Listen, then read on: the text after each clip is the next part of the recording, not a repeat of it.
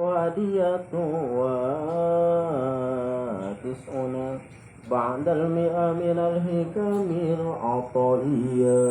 قال الإمام أحمد بن عطاء الله الشكندري رحمه الله ونفعنا بعلومه وأسراره.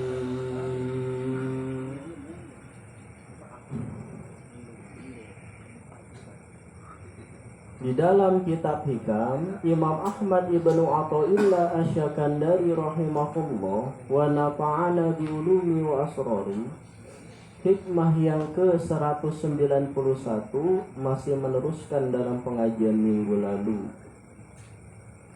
La tamudanna yadaka ila akhdhi minal khala'iq ila antara annal mu'tiya fihi maulaka Faiza kunta kadzalika fahusma wa afaka ilmu. La tamudanna yadaka La tamudanna aja ngulurakeun rubama stahyal arifu ayarfa'a hajatahu ila maula li ikhtifaihi bimasyatihi fa kaifa la yastahi ayarfa ila khaliqatihi.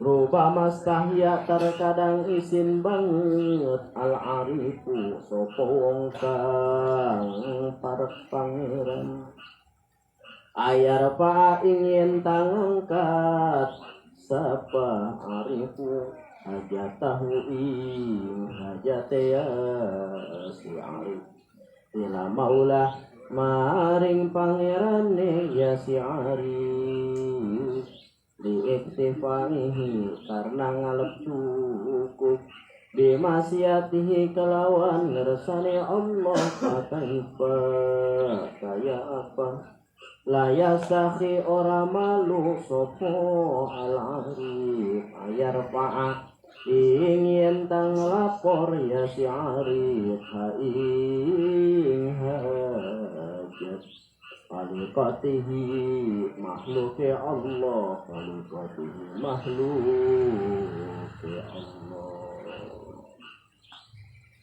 Maka sebelum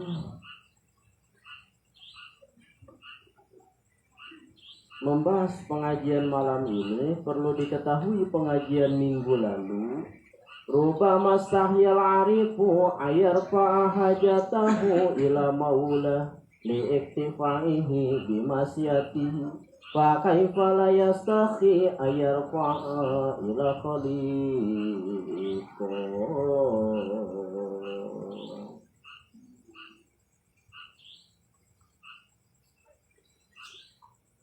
Rubama stahyal arifu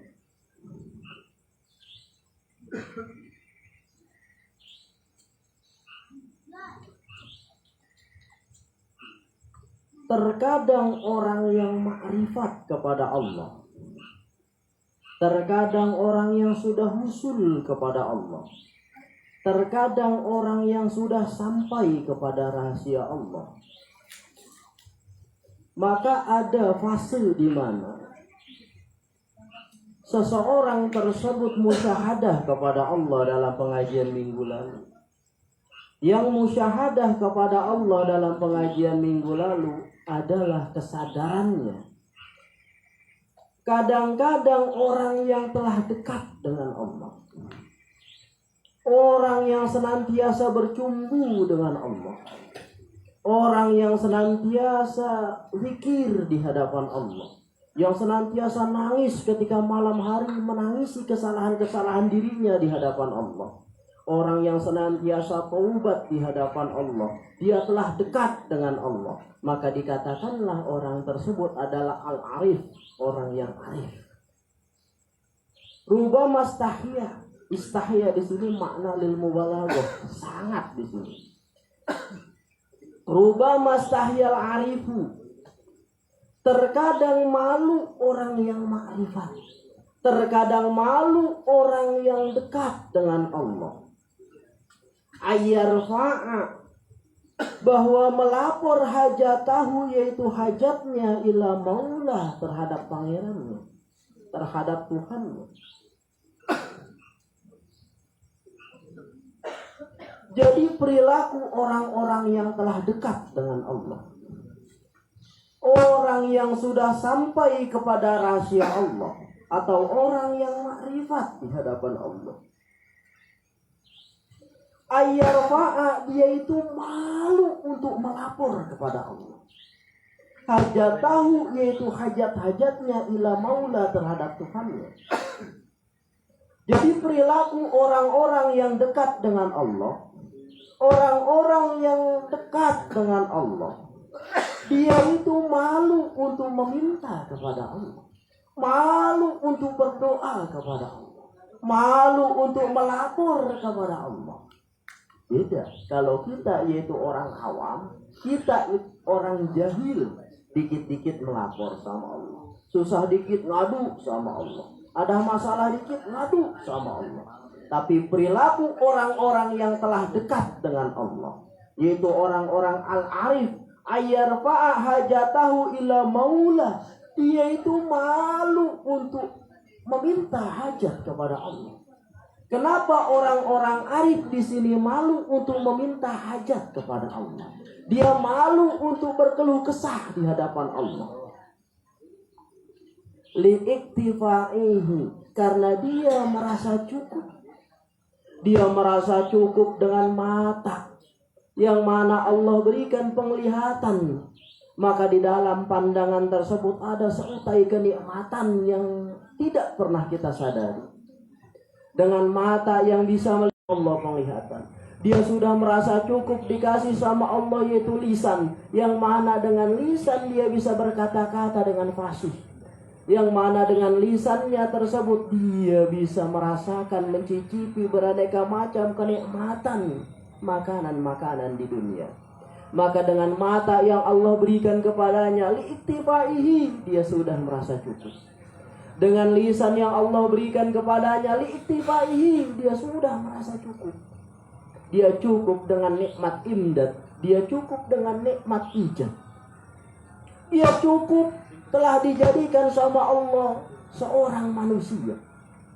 Karena ketika dia hendak diturunkan ke alam dunia sama Allah, dia tidak berhajat sama Allah. Ketika kita dijadikan sama manusia sama Allah, apa proposal kita kepada Allah?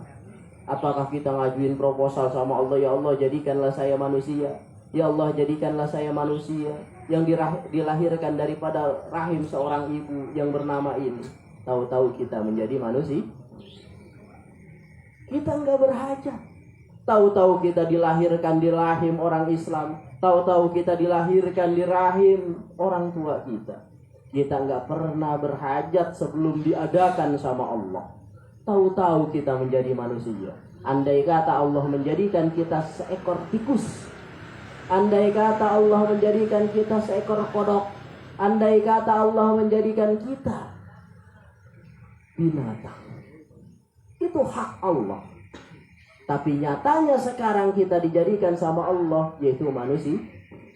Ini suatu kenikmatan. Ini suatu kenikmatan kita dijadikan manusia sama Allah. Ini suatu karunia Allah jadikan kita manusia. Coba kalau kita dibandingkan, kita meningkene hidup susah, hidup belangsak, apa dijadiin tikus? Hah? Ayo. Misalkan ada dua pilihan, kita dihidupkan jadi orang belangsak, banyak hutang di mana-mana, apa dijadikan seekor tikus? Pilih mana? Mending hidup belangsak daripada jadi tikus. Maka keblangsakan kita ini patut kita syukuri. Kesusahan kita patut kita syukuri. Bila mana dibandingkan dengan nikmat imdad dan nikmat ijad. Nikmat dijadikan manusia sama Allah, nikmat dipelihara kita sama Allah. Ini suatu kenikmatan yang mana kita belum sempat untuk bersyukur atasnya. Maka dari itulah rubama istahyal arif, orang-orang arif, perilaku orang-orang arif ada di mana dia fasenya dalam keadaan istahya, dia malu kepada Allah. Malu kepada Allah al-arifu, yaitu orang arif, ayarfa, untuk melapor hajatuhu, hajatahu, hajat-hajatnya, ma'ila maulahu, kepada Tuhannya. Kenapa dia merasa malu? Karena liikhtifaihi, karena dia merasa cukup. Kalau kita nggak ada cukup-cukupnya, udah dikasih hidup sehat, belum cukup. Udah dikasih istri yang sehat, belum cukup. Udah dikasih anak-anak yang jauh daripada penyakit, belum cukup rasanya. Enggak ada cukupnya kita ini hidup. Dikit-dikit kita lapor sama Allah, dikit-dikit kita lapor sama Allah, dikit-dikit kita lapor sama Allah, tanpa memperhatikan keburukan-keburukan kita di hadapan Allah. Tanpa memperhatikan kehinaan-kehinaan diri kita di hadapan Allah. Tanpa memperhatikan kekotoran-kekotoran diri kita di hadapan Allah. Dengan entengnya lisan kita meminta kepada Allah. Padahal kita sering berkhianat dengan Allah. Padahal kita sering berkhianat kepada Allah. Tapi dengan entengnya lisan kita meminta kepada Allah. Istahya, di mana rasa malu kita kepada Allah? Malu. Maka perilaku orang-orang arif, dia malu kepada Allah karena dia melihat buruknya dirinya di hadapan Allah. Dan dia yakin dengan Allah, karena Allah maha pengasih, karena Allah maha penyayang, karena Allah maha bijaksana, dan Allah maha kaya. Dan kesadarannya mensyuhud, melihat Allah maha bijaksana, dan Allah maha pengasih. Apapun yang Allah limpahkan di dalam kehidupannya, itu adalah kebijaksanaan Allah. Apapun yang Allah limpahkan di dalam kehidupannya, itu adalah tanda kasih sayang Allah. Dia yakin dengan yakinnya, maka itulah orang-orang yang sedang bermusyahadah dengan Allah.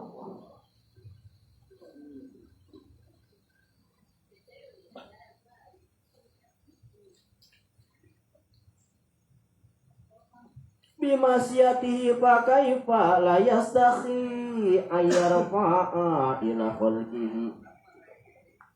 Lantas bagaimana dia tidak malu untuk meminta kepada makhluk?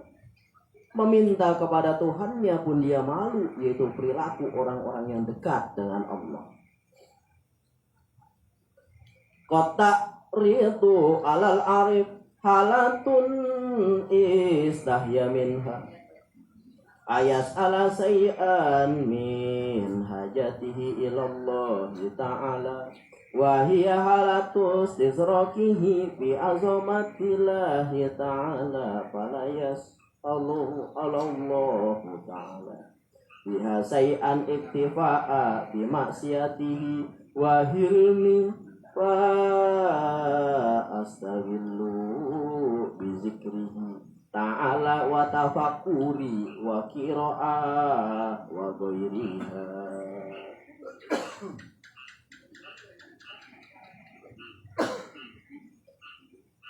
Terkadang datang atas orang yang dekat dengan Allah, terkadang datang atas orang yang makrifat, terkadang datang atas orang yang dekat dengan Allah, satu keadaan yang mana mereka, yaitu orang yang dekat dengan Allah, ada fase di mana dia itu malu. Malu apa? Malu untuk meminta sesuatu daripada hajat-hajatnya kepada Allah. Terkadang ada fase demikian. Bila mana fase demikian itu singgah di dalam hati kita, ini satu pertanda. Berarti kita ini secara tidak sadar sedang musyahadah, sedang menyaksikan Allah. Menyaksikan apa? Menyaksikan kebesaran Allah. Di mana ketika seseorang tersebut menyaksikan kebesaran Allah, ketika malunya hati untuk meminta kepada Allah.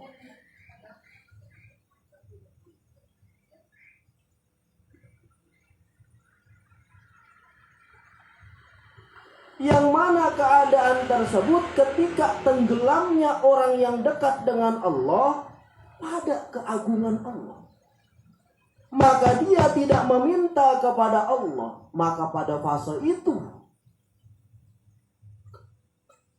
dia sedang bermusyahadah kepada Allah. Dia sedang menyaksikan Tuhannya. Jadi pada dasarnya, bila mana kita ada fase di dalam hati kita, rasanya malu untuk meminta kepada Allah. Misalkan nih, ini kadangkala singgah di dalam hati orang-orang awam juga. Kadangkala ini singgah di dalam hati orang-orang jahil. Ada fase di mana satu keadaan orang tersebut malu untuk meminta kepada Allah. Sadar nggak sadar, bila mana hati kita untuk malu untuk meminta kepada Allah, berarti kita sedang tenggelam di dalam lautan kebesaran Allah. Dan kita sedang menyaksikan Allah. Apa yang kita saksikan? Kesadaran kita menyaksikan kebesaran Allah. Di mana tandanya ketika ainul basyirah kita, mata hati kita menyaksikan, melihat kebesaran Allah.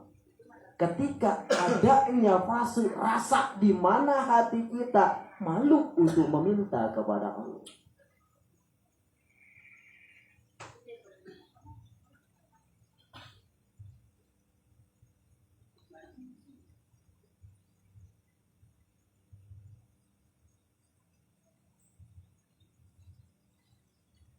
Mereka tidak akan meminta apa-apa kepada Allah. Malu rasanya untuk meminta kepada Allah, karena dia merasa cukup dengan Allah.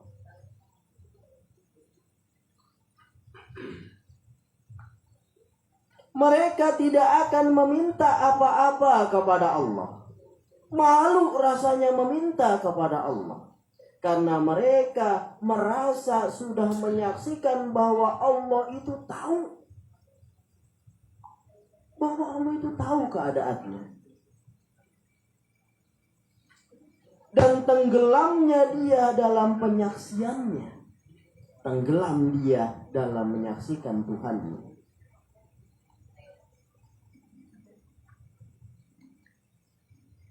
Jadi sebenarnya ada kala kita melihat kebesaran Allah. Ini dalam pengajian malam ini. Ada kalanya kita ini melihat kebesaran Allah. Yang kita lihat apa? Kesadaran kita yang melihat kebesaran Allah. Kesadaran kita sadar bahwa Allah itu maha besar.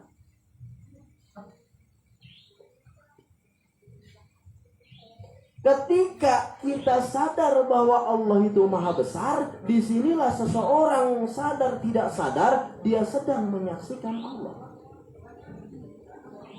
Di mana tandanya ketika kita sedang menyaksikan Allah, pada saat malunya hati untuk meminta kepada Allah, disitulah sebenarnya kita sedang menyaksikan kebesaran Allah. Dan kita tidak sadar sedang tenggelam di lautan musyahadahnya Allah. Dan kita sadar tidak sadar sedang tenggelam dalam makrifat.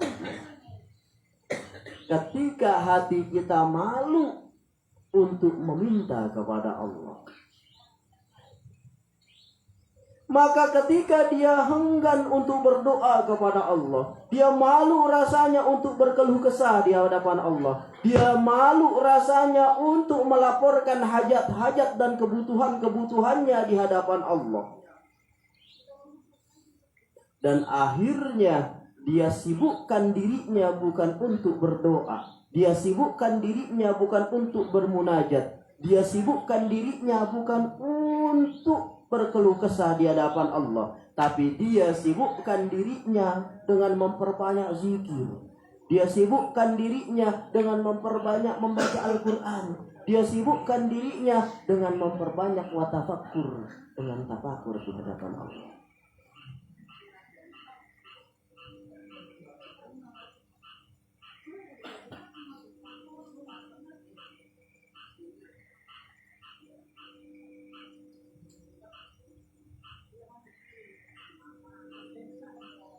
Nah, disinilah orang-orang yang dekat dengan Allah. Kadang-kadang orang yang makrifat dan orang yang dekat dengan Allah, dia ada fase di mana dalam keadaan susah kayak gimana pun, dalam keadaan sengsara kayak gimana pun, dalam keadaan darurat kayak bagaimanapun, mereka tidak meminta kepada Allah untuk selamat. Dia tidak meminta kepada Allah untuk banyak rezeki. Dia tidak meminta kepada Allah agar sehat. Kenapa? Karena mungkin pada saat itu mereka dalam keadaan istidrak. Apa itu istidrak? Tenggelam dalam keadaan kebesaran Allah. Dia sedang tenggelam dalam kebesaran Allah, maka dia beristidrak. Walaupun sesengsara apapun hidupnya, sesulit apapun hidupnya, dia tidak meminta kekayaan. Dia tidak meminta jalan keluar di hadapan Allah. Dia tidak meminta selamat di hadapan Allah. Kenapa demikian? Karena orang-orang yang dekat ada fase di mana dia itu istidrak, tenggelam dalam penyaksian, dalam syuhud, dalam melihat kebesaran Allah. Di mana dia melihat kebesaran Allah, kesadarannya yang melihat kebesaran Allah. Cirinya dia telah melihat kebesaran Allah, timbul rasa malu di dalam hati untuk meminta kepada Allah. Lantas mereka hanya berzikir kepada Allah. Dia hanya membaca Quran di hadapan Allah, dan dia memperbanyak sholat di hadapan Allah. Dia memperbanyak tafakur di hadapan Allah. Dia tidak meminta kepada Allah untuk menyelesaikan masalah-masalah hidupnya. Dia tidak meminta kepada Allah untuk jalan keluar daripada kesulitan-kesulitan hidupnya. Fa kaifa la yastahiq wa hadhil halah ayas'ala say'an min hajatihi ilal khalqi.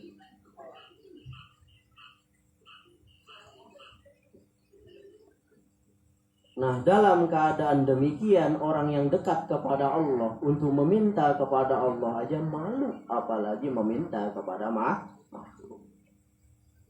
Ta'arada Jibril alaihissalam li Ibrahim alaihissalatu wassalam inayur ma'ila rori Namruj waqal alaika hajal faqal ama ilaika falan.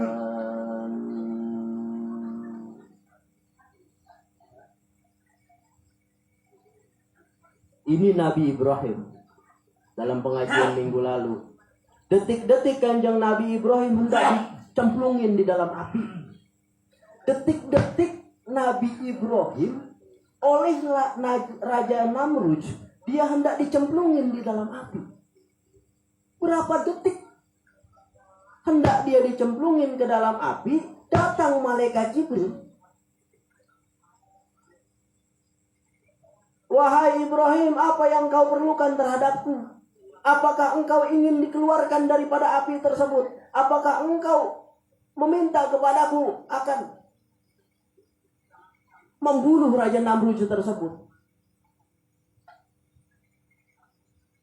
Detik-detik Kanjeng Nabi Ibrahim hendak dicemplungin ke dalam api. Apa jawaban Ibrahim?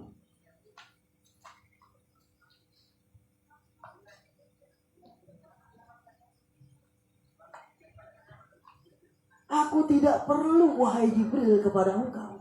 Aku tidak perlu kepada engkau.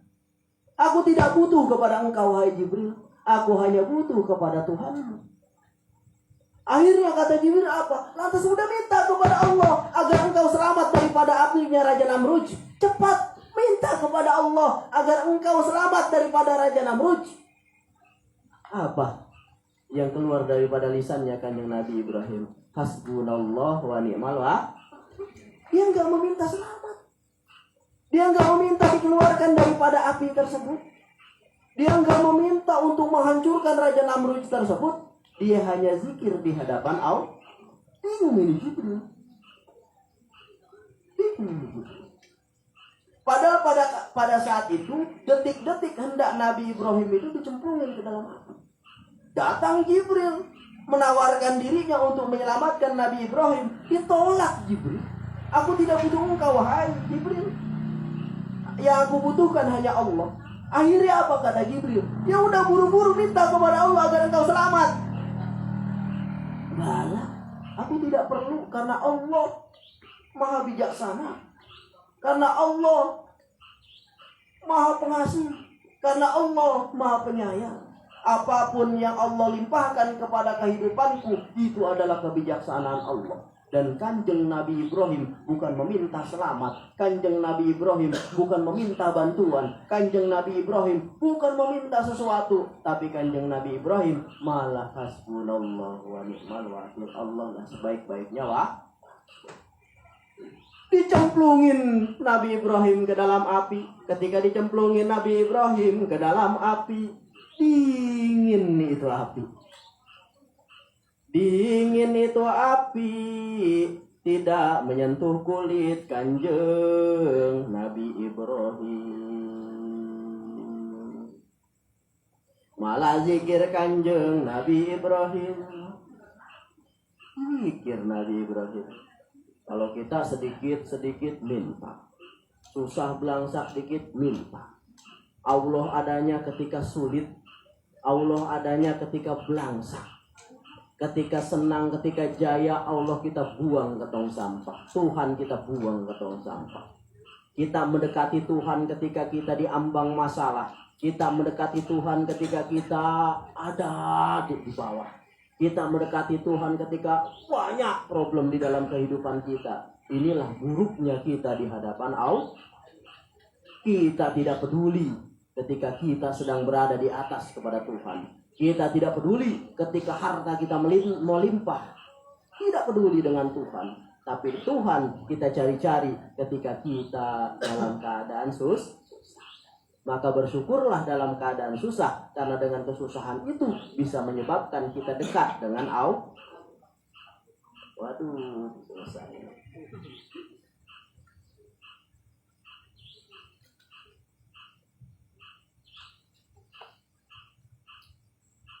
Terkadang malu orang yang makrifat bahwa melaporkan hajatnya kepada Tuhannya karena mereka merasa cukup dengan kehendak Allah. Merasa cukup dia dengan kehendak Allah.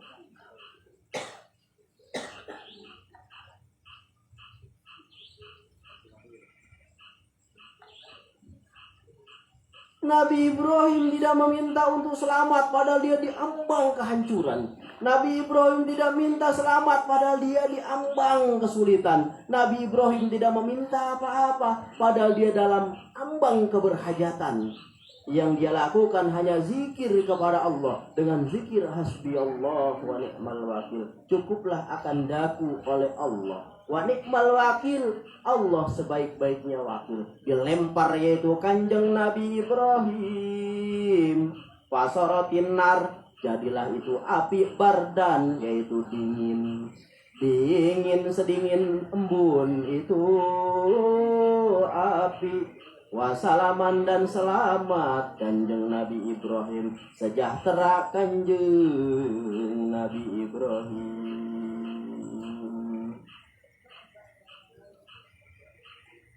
Nah, Kanjeng Nabi Ibrahim pada saat itu beliau sedang musyahadah tentang kebesaran Allah. Maka Kanjeng Nabi Ibrahim pada fase demikian tidak perlu meminta kepada Allah. Karena Allah tahu keadaanku, ucap Kanjeng Nabi Ibrahim. Dan Allah berikan yaitu Ibrahim lebih baik daripada yang meminta.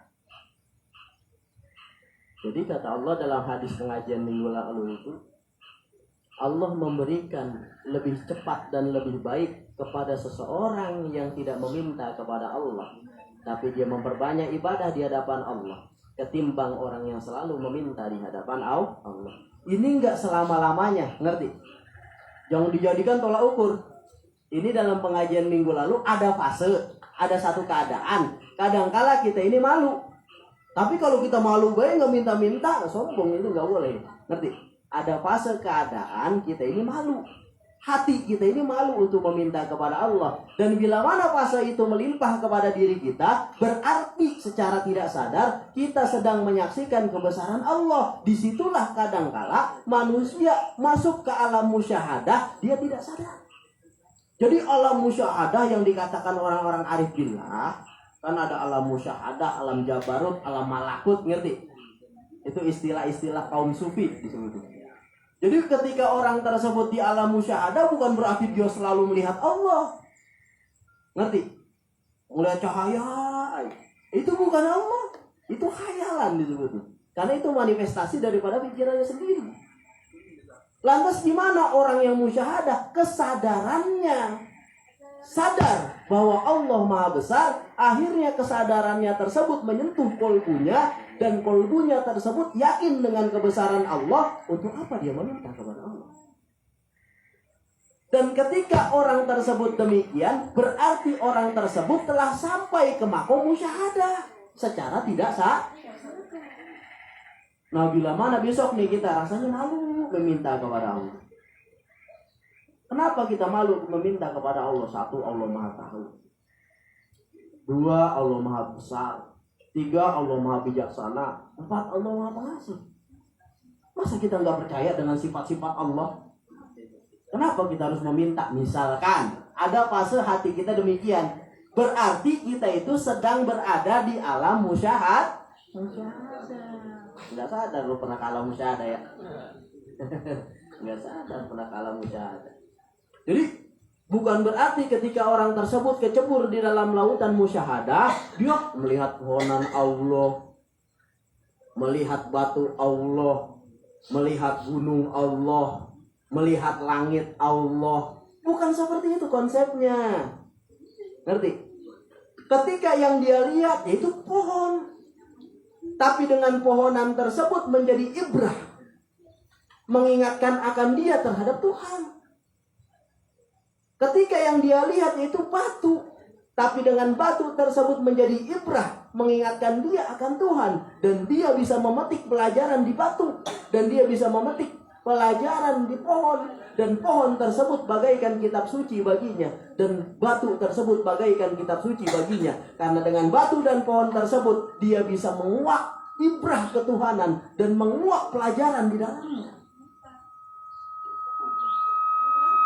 Ketika orang di lautan musyahadah itu ada fase-fasenya. Orang yang di lautan musyahadah itu ada fase-fasenya. Misalkan begini, orang yang ketika kesadarannya sedang berada di musyahadah, ketika ada yang mencaci dia, ketika ada yang memaki dia, dia melihat dengan kesadarannya af'al Allah yang dia lihat. Berarti yang bicara ini Tuhan. Karena sesuatu itu tidak bergerak atas kehendak Tuhan. Siapa yang menggerakkan bibir orang tersebut sehingga mencaci maki dirinya? Yaitu Tuhannya. Ketika dia marah akan itu, berarti dia tidak menerima atas ketentuan dan perbuatan Tuhannya. Maka orang tersebut sedang musyahadah. Ngerti? Bukan berarti melihat Allah, melihat Allah, melihat Allah, melihat Allah. Bukan begitu. Jadi segala sesuatu yang dia lihat, kesadarannya itu bahwa ini melainkan semata-mata kehendak dan kekuasaan Allah. Dia melihat pohonan jadi pelajaran, dia melihat batu jadi pelajaran, dia melihat orang berantem jadi pelajaran, dia melihat orang yang memaki dirinya jadi pelajaran, dia melihat orang yang menghina dirinya jadi pelajaran, dia melihat apapun di alam jagat raya ini menjadi pelajaran akan ketuhanan. Maka disitulah orang tersebut sedang musyahadah. Bukan berarti dia tenggelam, lantas dia berhalusinasi ke alam ini, ke alam ini, ke alam ini, ke alam ini, melihat malaikat, melihat ini, melihat ini, melihat ini. Itu mah halusinasi. Ngerti? Musyahadah itu adalah kesadaran akan Tuhan, kesadaran akan Tuhannya melalui ciptaannya. Itulah musyahadah. Seperti malunya hati untuk meminta sesuatu kepada Allah, karena dia meyakini bahwa Allah itu adalah Maha Besar.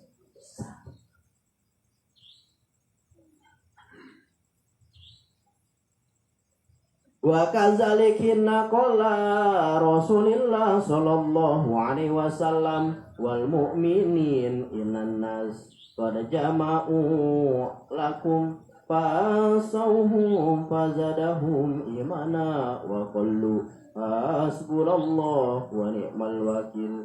Fanqalabu binikmatin minallahi wa fadli lam yamsashum.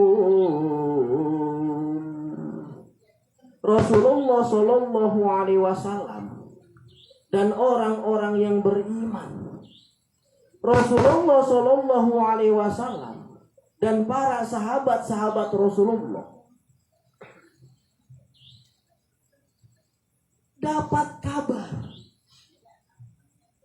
bahwa musuh yang akan dihadapi sangat besar, sangat kuat, karena persenjataannya yang begitu lengkap dan baju zirah yang begitu lengkap.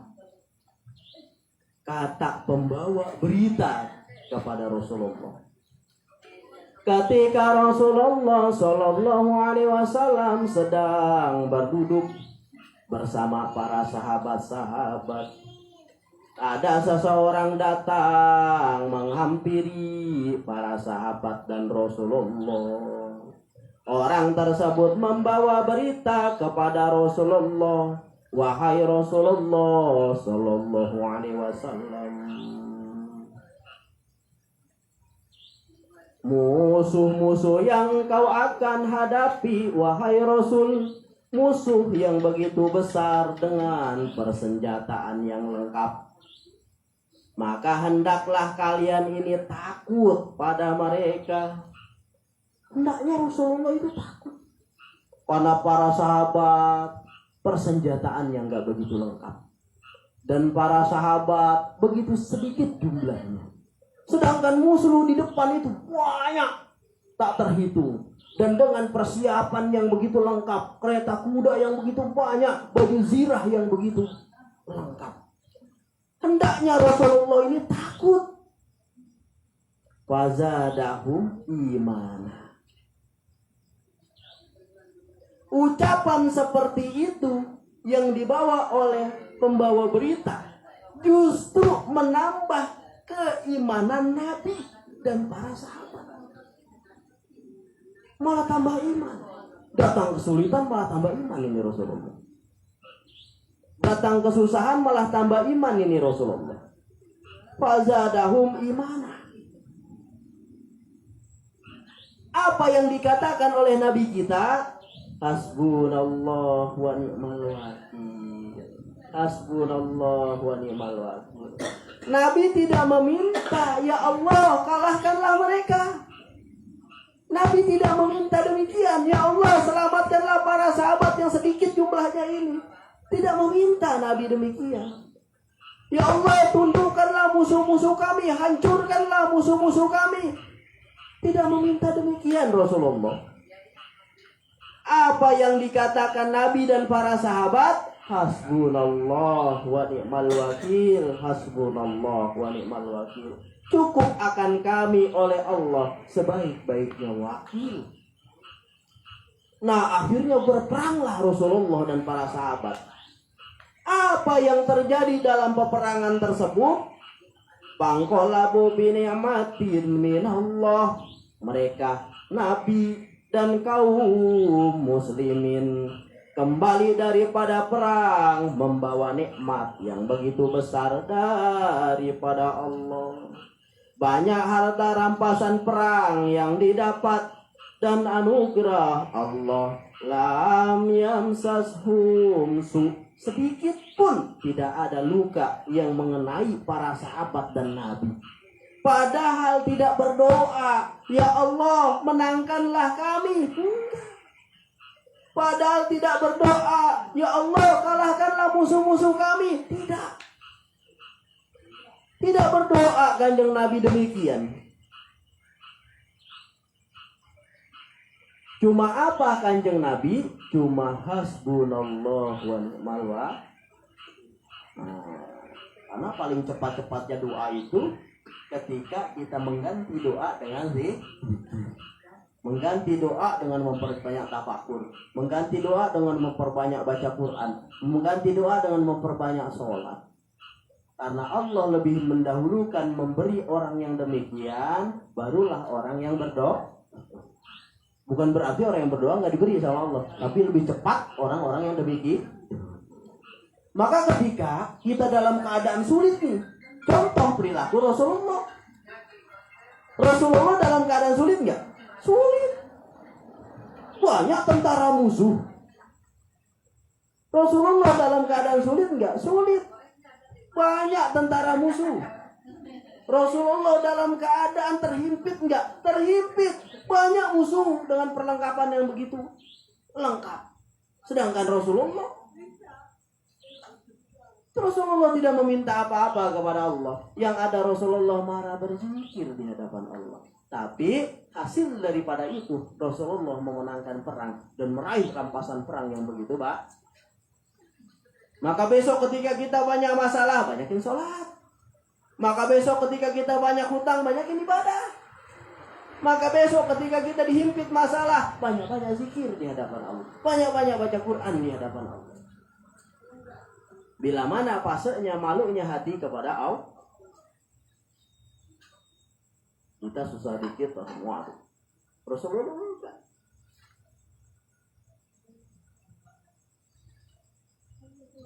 Nah, itu Nabi dan para sahabat pada waktu itu adalah musyahadah mereka memandang kepada keagungan Allah. Mereka musyahadah, Allah itu tahu.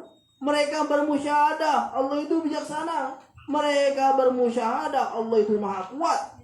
Mereka bermusyahadah, Allah itu maha kaya. Maka dia tidak perlu meminta. Cukup pengakuan hasbunallah wa ni'mal wakil, ni'mal maula wa ni'man. Jadi seperti tadi, ini bisa terjadi kepada diri kita dalam keadaan sesengsara, dalam keadaan susah, dalam keadaan darurat. Apabila pada saat itu kita pandang kayanya Allah, kita pandang pengasihnya Allah, kita pandang bijaksananya Allah. Nah, pada saat itu kita lebih baik tidak perlu untuk meminta. Cukup untuk membaca hasbunallah, cukup untuk zikir, cukup untuk banyak sholat, cukup untuk memperbanyak baca Al-Qur'an. Kita udah yakin kita dalam keadaan susah, dalam keadaan terhimpit, dalam keadaan banyak masalah. Dan kita yakin bahwa Allah ini maha kaya. Dan kita memandang yakin bahwa Allah ini maha pengasih. Dan kita memandang dan yakin bahwa Allah ini maha bijaksana. Maka pada saat itu, maka kita lebih baik untuk tidak meminta, tapi memperbanyak membaca Al-Quran, tapi memperbanyak zikir, tapi memperbanyak sholat. Daripada meminta. Bila mana kita memandang bahwa Allah ini maha kaya pada saat dalam sulit. Kenapa demikian? Karena bila mana perilaku kita demikian, kita akan dapat sesuatu yang lebih baik daripada minta memohon kepada Allah. Wa qattaritu alal arif halatun ukhra. Terkadang datang kepada orang yang makrifat keadaan kita seperti yang tadi.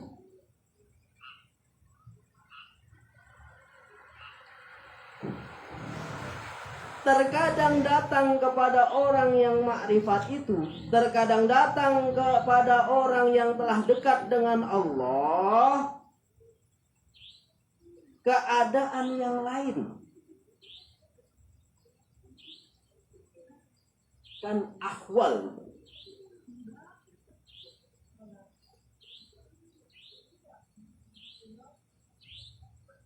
Ahwal ini berputar. Keadaan itu kadangkala berputar. Ngerti? Kita ini ahwal. Ahwal itu artinya berputar. Keadaan itu kadangkala berputar. Hari ini kadang-kadang keadaan kita seperti ini. Jam berikutnya keadaan kita seperti ini. Jam berikutnya keadaan kita seperti itu. Besoknya keadaan kita seperti ini. Kadang-kala keadaan-keadaan itu berputar.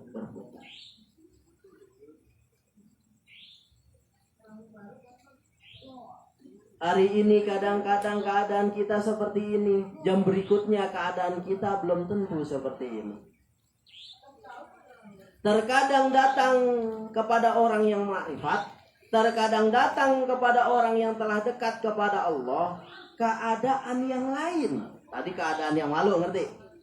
Wahyastighraquhu bizulli wa faqati wal ubudiyati lillahi ta'ala, yaitu keadaan di mana mereka tenggelam kepada lautan kehinaan, yaitu keadaan di mana mereka tenggelam di lautan keberhajatan, yaitu keadaan di mana mereka tenggelam di lautan kehambaan bagi Allah. Tadi satu keadaan dia malu meminta kepada Allah. Tadi satu keadaan, satu fase hatinya itu malu untuk meminta kepada Allah. Berarti yang dia lihat, dia sedang bermusyahadah kesadarannya tentang melihat kebesaran Allah. Dan kita ini kan ahwal itu berputar. Keadaan kita sekarang seperti ini, besok belum tentu bisa seperti ini. Nah, terkadang orang-orang yang makrifat itu keadaannya berputar. Ada fase yang seperti tadi dan ada fase yang seperti ini. Wahyastighraquhu fi dhulli, yaitu keadaan di mana mereka tenggelam pada lautan kehinaan, tenggelam dalam lautan keberhajatan, tenggelam dalam lautan kehambaan kepada Allah. Terkadang datang kepada orang yang makrifat itu keadaan di mana mereka menyaksikan kehinaan diri mereka. Terkadang datang kepada orang yang telah dekat dengan Allah, keadaan di mana mereka menyaksikan hinanya dirinya kepada Allah, menyaksikan dirinya, payahnya dirinya, berhajatnya dirinya. Nah, terkadang mereka memandang kepada kehinaan diri. Nah, tenggelam dalam pandangan itu, wayas Allah Ta'ala fiha, di saat itu mereka minta kepada Allah.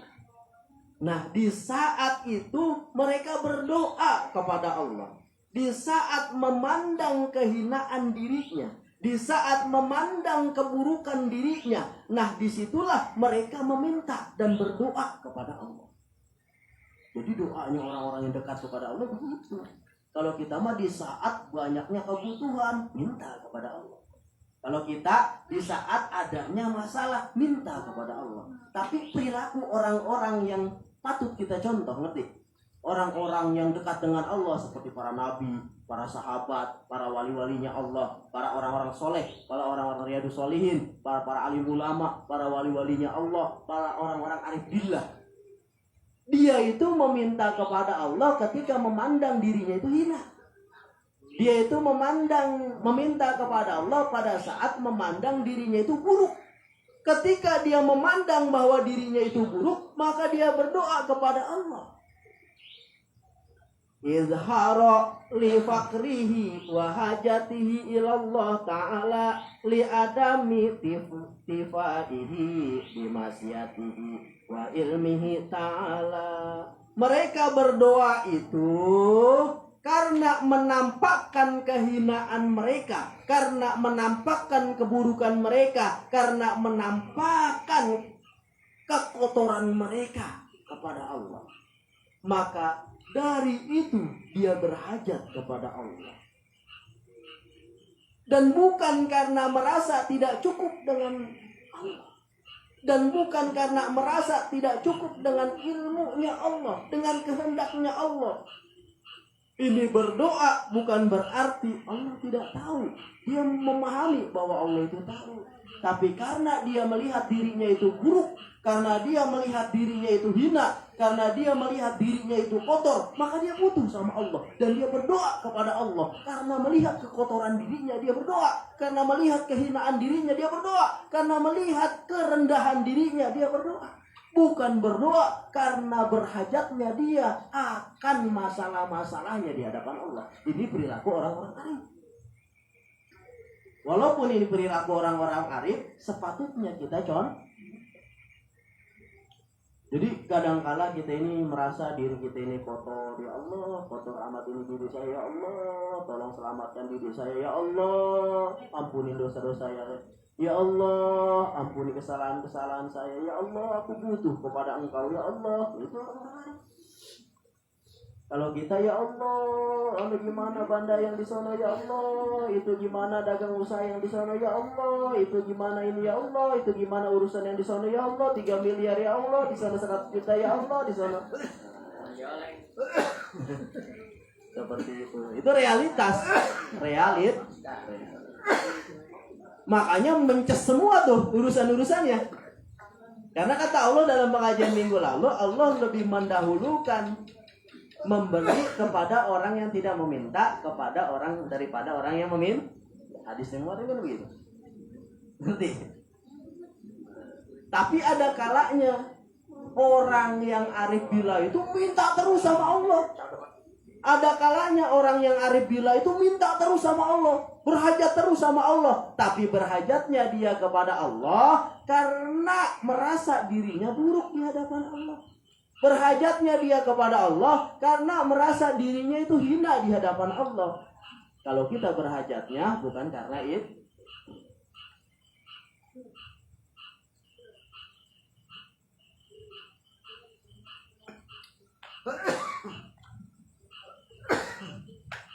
Berdoa ini bukan karena Allah tidak melihat keadaanku, tetapi aku berdoa ini semata-mata menampakkan bahwa aku adalah hina. Aku adalah perlu kepada Allah. Aku berhajat kepada Allah. Wahali aksaro ahwali arifin. Inilah yang paling banyak keadaan orang-orang yang arif. Dia seringkali keadaan yang seperti ini yang sering datang kepada orang-orang yang arif, memandang kehinaan dirinya, memandang kelemahan dirinya. Di saat itu mereka tadzarru, memohon dengan sangat memohon kepada Allah. Jadi intinya tergantung keadaan.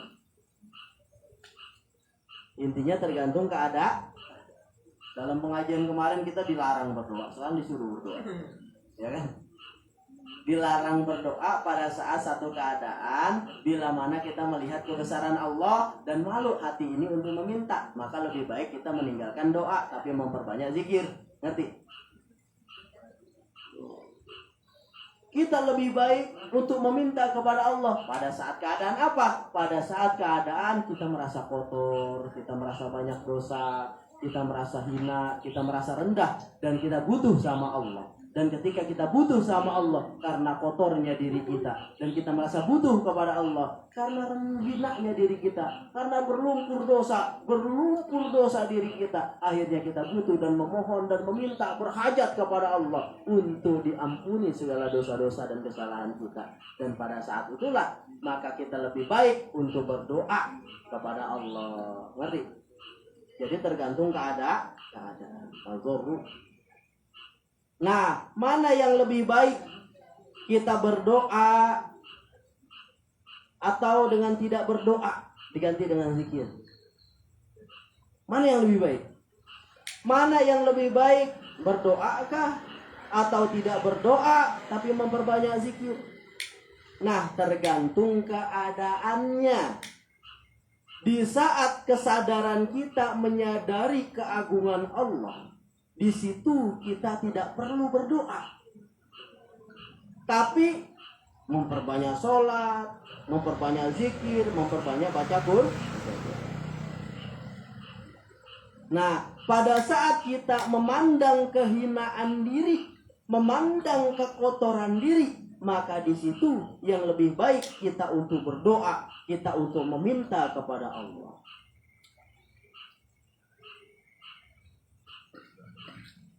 Tapi semata-mata dia meminta kepada Allah, tapi semata-mata dia berdoa kepada Allah karena untuk menampakkan kehinaan dirinya di hadapan Allah. Kama haqqallah, sebagaimana Allah mengkisahkan soal Ibrahim alaihissalam, doa Nabi Ibrahim alaihissalam. Nabi Ibrahim pun banyak berdoa kepada Allah. Tapi pada saat keadaan yang lain. Apa doa Nabi Ibrahim? Rabbana inni askamtu min zurriyati biwadin ghairi zain inda baitika muharram. Ini surat Ibrahim ini di Al-Qur'an ini ayat 37. Nabi Ibrahim berdoa kepada Allah, minta kanjeng Nabi Ibrahim. Tadi kata Nabi Ibrahim gak berdoa kan? Nabi Ibrahim di depan api dia nggak minta, ngerti? Tapi karena Nabi Ibrahim meminta nih. Tapi pada saat keadaan yang karena pada saat kanjeng Nabi Ibrahim gak meminta kepada Allah tadi, dia sedang melihat kebesaran Allah. Jadi dia lebih baik untuk tidak meminta, tapi dengan zikir hasbunallah. Tapi Nabi Ibrahim pada saat keadaan yang lain, dia meminta kepada Allah. Dan dia berhajat kepada Allah. Dan dia memohon kepada Allah. Apa katakannya Nabi Ibrahim? Wahai Tuhan kami,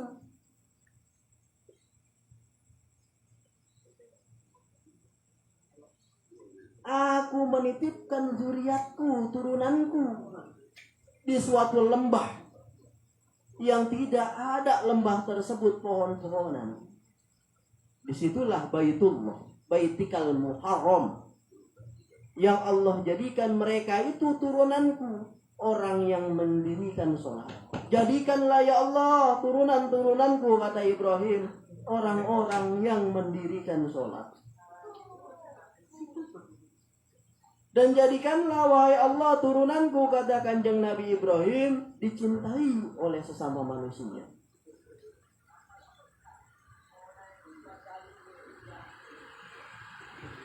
Dan rizkikanlah turunan-turunanku wahai Allah, katakannya Nabi Ibrahim, dari segala macam, banyakkanlah rizki kepada turunanku ya Allah, dengan beraneka macam buah-buahan, agar mereka selalu menjadi bersyukur kepada Engkau ya Allah. Ini doa kanjeng Nabi Ibrahim. Banyak doa kanjeng Nabi Ibrahim di dalam Al-Quran.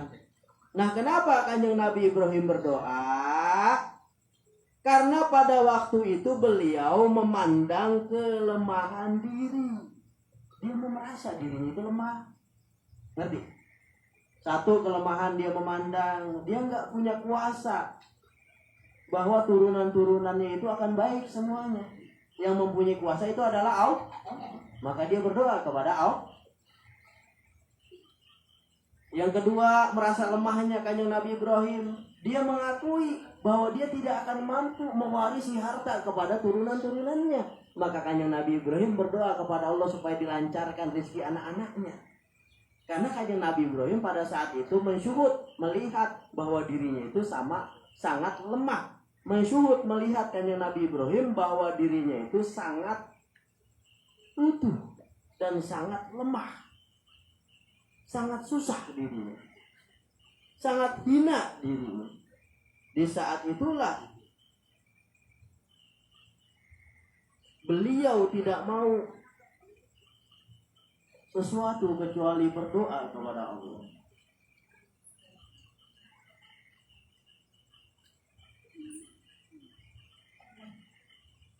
Tapi kenapa kanjeng Nabi Ibrahim tidak mau berdoa pada saat tadi? Karena disitulah beliau, yaitu kanjeng Nabi Ibrahim, tidak mau berdoa karena di situ kanjeng Nabi Ibrahim sedang memandang keagungan Allah. Tapi kenapa tadi kanjeng Nabi Ibrahim berdoa? Karena di situ kanjeng Nabi Ibrahim sedang memandang dan melihat kehinaan diri. Jadi ada fase berubah-ubah kadang-kala hati kita nih, ngerti? Ketika hati kita yakin bahwa Allah Maha Besar, ketika hati kita ini yakin bahwa Allah Maha Kaya, maka lebih baik kita memperbanyak zikir atau sholat atau baca Quran daripada berdoa. Dan ketika kita menganggap diri kita ini lemah, diri kita ini hina, kita ini kotor, maka kita lebih baik untuk berdoa kepada Allah ketimbang tidak berdoa. Sampai di sini malah ada fase-fase hati. Jadi ketika kita fase hati kita seperti ini kepada Allah, fase hati kita ini seperti ini kepada Allah. Jadi yang bukan menentukan itu susah enggaknya. Kadangkala kita ini, kenapa kita ini kadangkala tercebur ke dalam musyrikul khauf, menduakan Allah secara halus. Di mana kita ini menduakan Allah secara halus? Karena kita ini fase kita beribadah tergantung syahwat. Fase kita ibadah tergantung kebutuhan. Fase kita ibadah tergantung keadaan susah kita berdoa. Keadaan ini kita enggak berdoa. Keadaan susah kita berdoa. Keadaan tidak susah kita enggan berdoa. Ini fasenya itu karena sesuatu selain Allah. Kadangkala kita menduakan Allah secara halus di situ. Jadi berdoanya kita karena susah, berdoanya kita karena uang, berdoanya kita karena sesuatu selain Allah. Maka orang-orang arif billah itu enggak mau demikian. Dia itu berdoa itu bukan karena materi. Dia itu berdoa itu bukan karena materi. Dan tidak berdoanya itu bukan karena ada materi. Dia tidak berdoa kepada Allah karena sedang melihat dan yakin hatinya bahwa Allah Maha Besar. Abung Allah nggak ngasih dia gitu. Maka dia nggak berdoa. Dia berbanyak zikir, banyak sholat dan lain-lain. Dan ketika dia banyak-banyak berdoa bukan karena susah, bukan karena butuh uang, bukan karena suatu penyakit. Tapi ketika dia berdoa karena dia sedang melihat bahwa dirinya itu lemah, bahwa dirinya tidak mampu, maka dia serahkan sesuatu yang dia tidak mampu kepada Allah. Inilah perilaku orang-orang arif, orang-orang yang dekat kepada Allah. Lantas kita gimana? Kan kita sering doa nih, ya Allah supaya dagang saya laku ya Allah, supaya warung saya terus laku ya Allah. Yang gak jadi masalah. Karena ikhlas kepada Allah itu ada 3 tingkatan. Yang paling rendah itu mubtadiin, yang kedua itu abidin, yang terakhir itu adalah arifin. Kalau ibadahnya orang-orang mubtadiin, dia beribadah semata-mata pengen kaya, dia beribadah semata-mata pengen surga, pengen kaya, dia berada sholat duha pengen kaya, dia sholat tahajud pengen lancar rizkinya, lancar dagangannya. Itu gimana nilainya? Tetap bagus di sisi Allah. Bagus tetap. Walaupun kita menduakan Allah dengan rizki, tetap bagus. Ngerti? Tapi nilainya sedikit. Nilainya sedikit. Itulah ibadahnya orang-orang muqtadiin, orang-orang awamul muslimin. Ada yang kedua, orang-orang abidin. Ibadahnya orang-orang abidin itu seperti apa? Gue mau belangsak, mau kayak gimana gitu di dunia sebodoh, asalkan gue masuk surga nanti. Gue mau belangsak, dihina, dicaci, dimaki, diludahin sama orangnya bodoh nanan. Yang penting nanti bila mana mati gue takut ke neraka, pengen ke surga aja. Ini tingkatan yang kedua. Walaupun Allah masih diduain sama surga, walaupun Allah masih diduain sama surga, tapi tetap ada nilainya dan dia masuk ke surga. Dan yang pertama pun masuk ke surga, tapi nilainya rendah. Kan surga ada tingkat 1, tingkat 2. Ada bintang 1, bintang 2, lalu ntar bintang 2. Ibaratnya kayak gitu ya. Tetap ada nilainya di sisi Allah. Walau ada yang paling tinggi nih. Paling tinggi orang-orang arif billah, orang-orang yang elit dah. Dia itu berdoa, dia itu beribadah kepada Allah. Ya Allah, mau hidup langsak ya sebodoh seterah Engkau aku ridho. Ya Allah, andai kata nanti mati aku masuk neraka ge sebodoh seterah Engkau, yang Engkau yang Tuhannya, aku cuma hambanya, mau ditaruh di neraka ge, direbakin ya, diapain ya, sebodoh seterah Engkau. Aku beribadah kepada Engkau ya Allah semata-mata karena cinta kepada Engkau ya Allah. Ini yang paling kelasnya elit. Jadi dia bukan surga, bukan neraka, bukan dunia, bukan akhirat, bukan dunia. Yang dia kejar hanya Allah. Inilah yang terbaik, inilah yang paling baik, inilah yang paling puncak ibadah daripada seorang salik. Ketika dia beribadah, sebodoh mau di neraka ge nggak apa-apa, sebodoh di dunia belangsak ge seterah Allah aja udah. Ya Allah yang menciptakan aku, Aku tidak berhajat untuk diciptakan, tahu-tahu aku diciptakan setelah Allah. Yang penting aku beribadah kepada Engkau semata-mata, hanya cinta dan tanda cinta aku kepada Engkau ya Allah. Maka aku beribadah kepada Engkau ya Allah. Andai pun bila mana Engkau nanti memasukkan aku ke dalam neraka, aku tetap senang ya Allah. Wah, ini gila ini, nggak ada nih. Nggak ada ini. Apa Siti Robiatul Adawiyah itu secara betul Adawiyah? Ya kan Siti Robiatul Adawiyah itu. Ya Allah, bila mana nanti selepas kematianku, aku tidak bisa bercumbu dengan Engkau ya Allah dengan memperbanyak zikir. Bila mana nanti di akhirat aku tidak bisa beribadah kepada Engkau ya Allah, maka lebih baik aku ditaruh di neraka jahanam yang mana bisa menyebut-nyebut namamu ya Allah. Itu segala doanya. Masa Robi Adawiyah ceritanya nih, ada orang pada zikiran di dalam musola. Ya kan Siti Robiatul Adawiyah itu satu bawa ember yang berisi air, satu bawa obor. Ini lagi sidrak. Siti Robiatul Adawiyah ngerti? Satu bawa air, satu bawa ember. Itu orang lagi pada zikir di dalam musola itu. Ya kan? Akhir kata Siti Robiatul Adawiyah gimana? Wahai engkau, bila mana engkau ibadah yang engkau takutkan adalah neraka, maka akan kusiram api neraka dengan ember ini. Bila mana engkau beribadah karena menginginkan surga, maka akan kubakar dengan obor ini surga. Siti Robiatul Adawiyah. Lagi istidrak tanya Nabi itu. Siti Robiatul Adawiyah. Karena Siti Robiatul Adawiyah mah, aku lebih baik ditaruh di neraka jahanam asalkan bisa menyebut-nyebut namamu ya Allah. Karena neraka yang terpanas bagiku ya Allah, ketika aku tidak bisa bercumbu kepada Engkau ya Allah, walaupun ditaruh di dalam surga yang begitu nikmat, maka bagiku itu adalah neraka. Orang-orang arif bilang, jadi walaupun dia di surga, bila mana dia tidak zikir manteng kepada Allah, itu bagaikan neraka begitu ya. Ada yang begitu. Maka lebih baik di neraka, tapi dia bisa zikir terus sama Allah. Itu orang-orang arif bilang. Itu orang-orang ahli kurbah yang tidak mengharapkan dunia dan akhirat. Dia nggak mengharapkan akhirat, nggak mengharapkan dunia. Apa yang diharapkan? Hanya bisa berdekatan dengan Tuhan, dengan kekasihnya.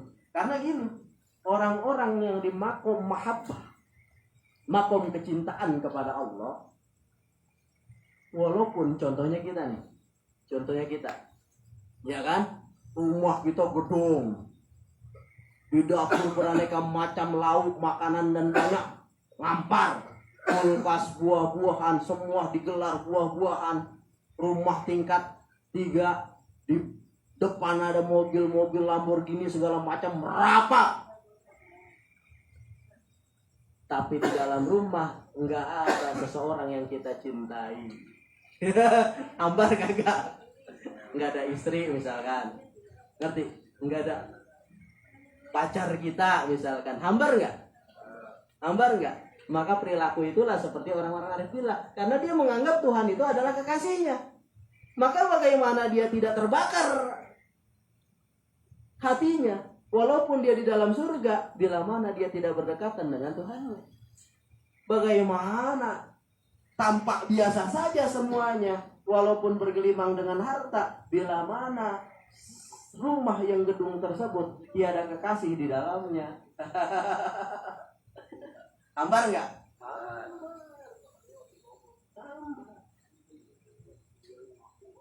Seperti itulah Siti Robiatul Adawiyah. Hambar kata Siti Robiatul Adawiyah, bila mana di dalam surga tapi tidak bisa berdekatan dengan Allah. Mending kene di rumah reot peribadahnya. Asalkan berdua-dua. Gitu Pak Haji kan? Iya. Kan keingetan sono bae. Ajar Haji.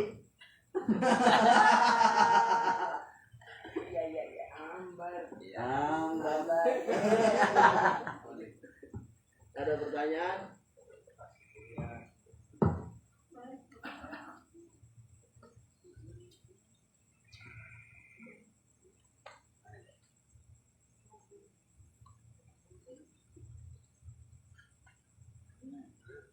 Coba ibaratnya gini, kita punya cucu, mau rumah kita gedong, makanan kita banyak, cucu nggak pada ada, tah mati, tah kemana? Hancur nggak hidup lu?